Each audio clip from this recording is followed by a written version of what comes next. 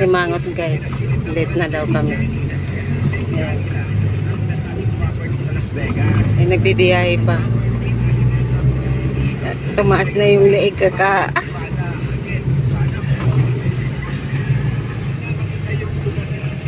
Wala pa yun. Ano tayo ngayon eh? Filipino time. Ano, pag mga Pilipino, ugali ng Pilipino.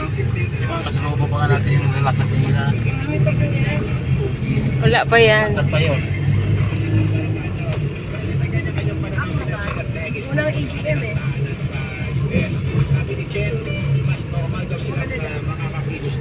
Kung mag-aabot din ano. Parang kung ito na parang sinebi niya dati niya kahit ang mag-subject pa sila sa kalsada wala pa pansin sa kanila. Nakasimangot si Madam. Kailit na daw kami. Bibiyahe pa.